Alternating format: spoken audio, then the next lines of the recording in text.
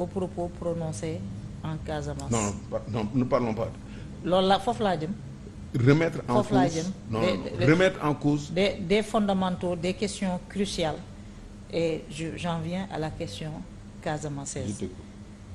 Nan nga apprécier les multiples points yu mu abordé d'abord bon je n'y reviens pas quand il dit que dootuñu nangu nit ñi di utiliser la Casamance, il y va de la sécurité nationale, mais quand il aborde l'affaire du général Kandé en sous-entendant que ñoom dañoo bëggoon a empêcher l'accession du président Diomaye Faye, un rapport moom moo leen condamné donc moo tax ñoom ñu ñëw jël décision yi ñu jël muy benn. Ensuite quand il dit que l'armée on n'a plus besoin de l'armée en Casamance te kenn mënu ko tere dem ci àll bi wax ak ñi nga xam ne ñoom ñoo fa nekk. Sénégal dañoo yàgg adopté benn politique, l'armée fait la guerre et donne la possibilité à l'État de négocier la paix. Moom muy remettre en cause nu mu tudd cette axe fondamental donc loolu laa lay wax fondamentaux yi nan nga jàngatee un peu. Alors ces questions là. dinaa ci dellu si xam nga man j'apprécie bien les questions yi nga xam ne genre critique alerte la parce que li nga wax da nga ne ok yéen a ngi def seen campagne et tout soo ko waxee autrement mooy vous auriez pu mettre l'accent plus sur les projets et tout mais dafa am ay questions yoo xam ni dafa am nu ñu koy waxee ak yoo xam ne am na fi place wala amu fi place mooy affaire u armée bi affaire u armée bu fekkee dañuy témoigner dëgg rek président Ousmane Sonko au plus fort de la crise avec Macky Sall il a dit que moom benn sujet boo xam ne bii mën na ko waxtaan ak Macky Sall mooy sujet Casamance ñëpp fekkee tout le monde était étonné et conviction boobu mu am dara fellu ci lu day ni tarfatal ay ni fellu ci il a toujours défendu ça et kenn mënu ko prendre à défaut sur position de principe am sur la Casamance kenn et pourtant il est de là-bas mais il est également du Sénégal d'autres coins loolu sur le principe si jëfu Sonko position toujours il faut juger les faits kenn du fay wax bàyyi jëf si jëfu Sonko gisuloo acte bu mu posé boo xam ne bii dafay remettre en cause ay fondamentaux ci affaire armée wala affaire Casamance am maintenant quand une question comme ça se pose mu mettre en garde avec son discours avec son langage pourquoi mu mettre en garde yoo xam nga ko xam nga boo nekkee ci état dafa am ay niveau d'information yooyu am yoo xam ne yi peut-être man du ma ko am keneen du ko am niveau d'information bi ngay am ba mu jaral la nga mettre en garde wala niveau d'information bi nga am ba mu jaral la nga joxe ay explications sur les conditions de limogeage d'un général man awma ko nga mettre sur la place publique cela peut-être dafa am niveau d'information boo am bu keneen amul loolu mooy état léegi da ngay xool ndax daf ko def pour yàq wala daf ko def pour defar li ma sama sëñ bu baax ba waxoon sëñ Moustapha Saliou mu ne ma da ngay politique bokkal ci ñi defar te bul bokk ci ñi yàq est-ce que yéen en âme et conscience yaakaar nga ne Ousmane bu jógee di wax li muy wax da ko wax pour defar wala da ko defar pour yàq. Boubacar bon il peut mettre en garde hein. Très bien.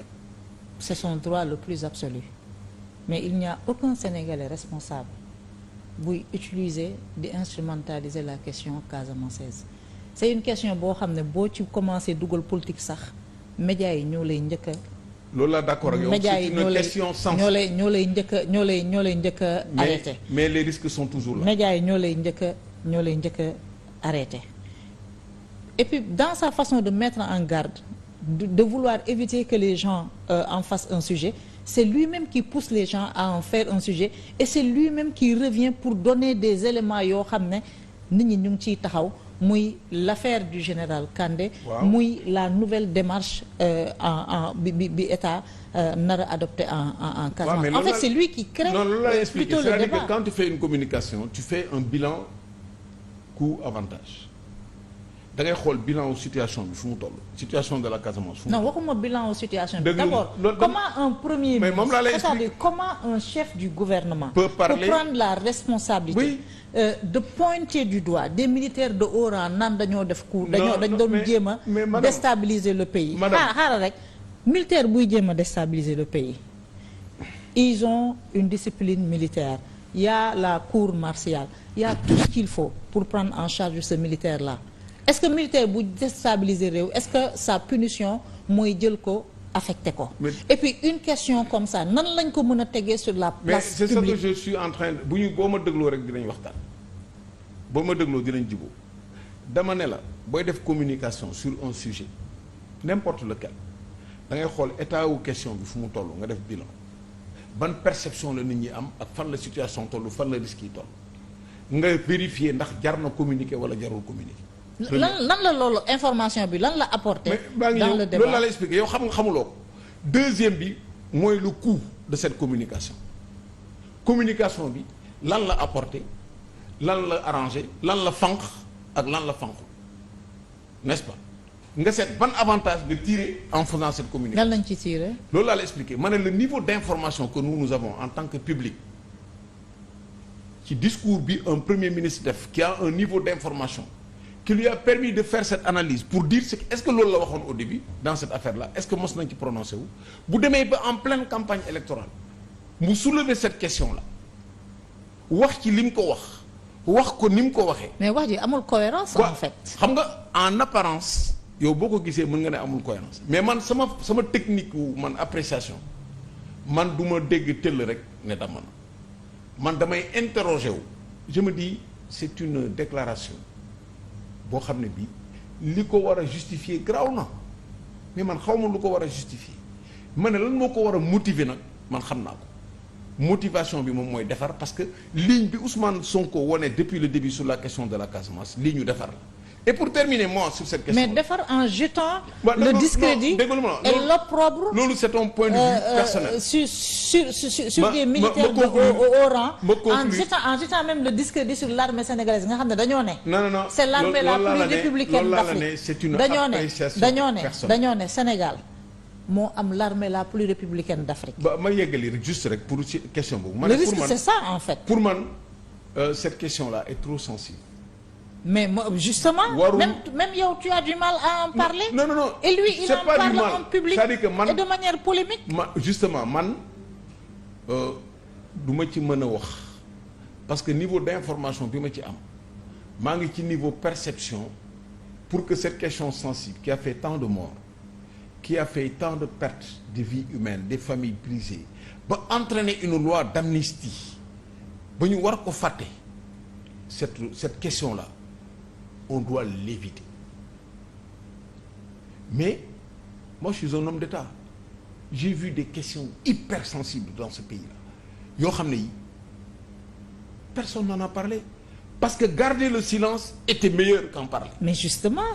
Il y a des questions yoo xam ne déglul bu baax. bu arrêter sama raisonnement garder le silence vaut mieux qu'en parler mais loolu analyse bilan coût avantage bi ngay def boo tax nga arriver à cette conclusion.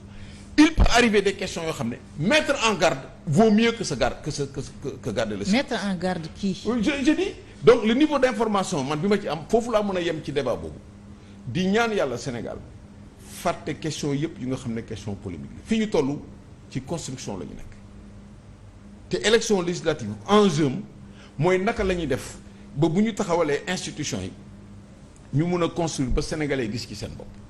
donc man noonu laa gisee yeneen déclaration yi c'est des déclarations sur les finances publiques les détournements d'argent les trucs comme ça bon ça